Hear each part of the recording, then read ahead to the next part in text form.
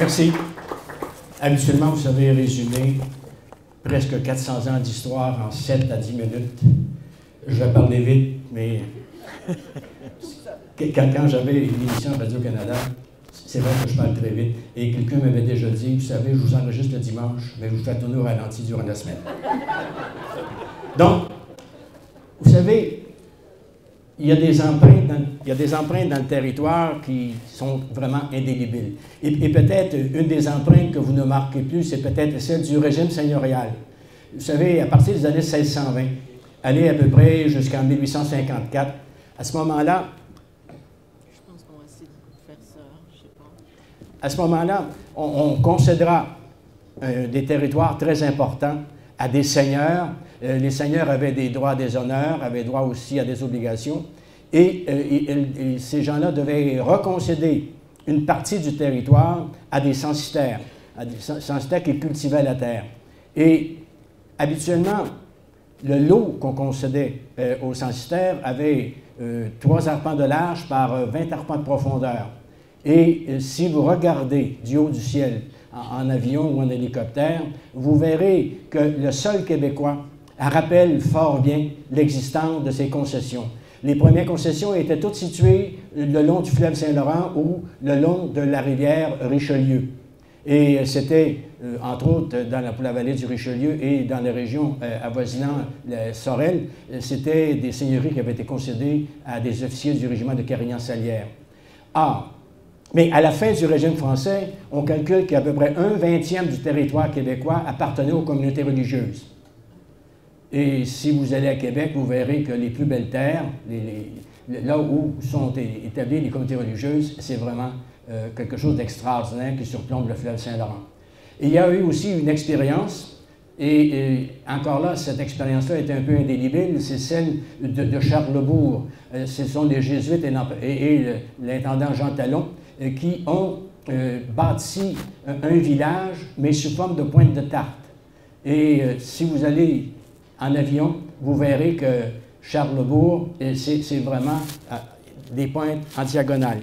Va arriver après ça les loyalistes, c'est-à-dire que là, à la suite de la Révolution américaine, il y a un certain nombre d'Américains qui vont vouloir demeurer fidèles à l'Angleterre. Et ces gens-là, on va les appeler les loyalistes parce qu'ils sont des loyaux sujets de Sa Majesté. Et il y en a 7 à 8 000 qui vont émigrer dans la vallée du Saint-Laurent, mais ces gens-là n'acceptent pas le régime seigneurial, ils ne veulent surtout pas dépendre d'un seigneur francophone catholique. Et on établira un nouveau mode de concession de terre qu'on appelle les townships, les cantons. Et je ne sais pas, vous avez dû vous demander déjà pourquoi on parle des cantons de l'Est alors que c'est au sud. Tout simplement, c'est qu'à partir de 1791, on divisera the province of Quebec en 2 parties, le Bas et le Haut-Canada, et les townships de la région de l'Estrie, c'est effectivement à l'est du Haut-Canada. Et c'est la raison pour laquelle on appelle ça les cantons de l'Est. Il me reste... Pas de problème. Et l'Angleterre va mettre sur pied une compagnie qui s'appelle le British American Land Company. Et cette compagnie-là recevra à peu près 800 000 acres de terre qu'elle va redistribuer. Mais les cantons, ce qui est intéressant de noter, ils avaient 10 000 de largeur par 10 000 de longueur. Et il n'y avait pas du tout le même mode de concession de terre. De sorte que si vous allez là où ils sont les cantons, entre autres dans l'arrière-pays ici, vous verrez qu'il n'y a pas de clôture comme on en pouvait en trouver, par exemple, comme on en trouve encore, mettons, dans la région de Kamouraska. Donc, il y aura une nouvelle façon de concéder des terres qu'on appelle enfin un commun stockage, c'est-à-dire que, alors que le censitaire devait payer des rentes, il devait payer le cens, entre autres à la Saint-Martin, il devait parfois, il était obligé aussi de faire moudre son grain au moulin seigneurial, mais dans les townships, c'est enfin un commun stockage, donc c'était vraiment des terres qu'on pouvait posséder, dont on pouvait posséder le fonds. Alors qu'à l'époque du régime seigneurial, le fonds appartenait toujours au seigneur, et si le seigneur ne concédait pas de terre, le roi pouvait reprendre possession du territoire. Il va y avoir, à partir de la fin des années 1830, l'ouverture de nouvelles régions à la colonisation. Entre autres, vous savez fort bien que la compagnie, la Société des 21 sera une des premières à s'établir à Grande-Bay. on va quitter. Essayez donc de parler comme ça. J'ai l'impression que c'est... Je vais parler comme Jean Chrétien, mon honorable confrère de classe. Non. Allez, parlez normalement, mais je pense que le micro le capte. D'accord. Et il y aura donc de nouvelles régions qui vont être ouvertes à la colonisation, mais disons que ces régions-là, un peu comme ça existera avec le curé Labelle après les années 1870, ces gens-là, les cultivateurs, les nouveaux colons, seront un peu les victimes de ceux qui exploitent la forêt. Comme dans le Saguenay, ce sera William Price qui va forcer les habitants à couper du bois et disons que la colonisation va se développer très peu. On aura aussi, à partir de la seconde moitié du 19e siècle, la formation de colonies, de sociétés de colonisation.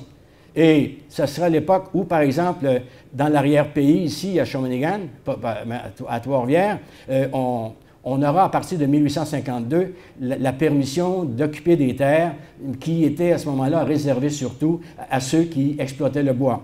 Et d'ailleurs, en 1852, à Trois-Rivières, il y a un nouveau journal qui est fondé qui s'appelle L'Ère Nouvelle, parce qu'on est convaincu qu'au cours de la seconde moitié du 19e siècle, c'est un nouveau monde, une nouvelle façon d'occuper le territoire qui va se développer. C'est aussi, à cette époque-là, donc, les Laurentides, c'est le Saguenay-Lac-Saint-Jean, c'est l'arrière-pays du Saint-Maurice, et on aura de plus en plus de colons qui iront s'établir. Mais il faut attendre vraiment 1915. On dit que c'est autour de 1915 que le nombre d'urbains va dépasser le nombre de ruraux. Et cela sera confirmé lors du recensement de 1921. Et va arriver la crise. Et la crise de 1929, et à ce moment-là, il va y avoir des pressions énormes pour que les chômeurs des villes, entre autres de Montréal, aillent s'établir en Abitibi. Et ce n'est pas avec un ancien ouvrier qu'on va faire un bon cultivateur. Et je me rappelle, on est en dépouillant le devoir en 1931, on racontait qu'il y a des gens de Montréal qui étaient partis par train l'hiver et qui étaient arrivés dans le canton Hautier. Et dans le canton Hautier, ils ont trouvé un endroit déserté, donc un endroit où il n'y avait pas d'arbres. Et on a passé tout l'hiver à se diviser le territoire, les terrains, pour savoir où on se bâtirait le printemps suivant. Mais le printemps suivant, on s'est aperçu qu'on avait passé l'hiver sur un lac gelé. Et j'avais raconté cette histoire-là à Bernard Clavel, qui en a fait son roman qui s'appelle Arikana.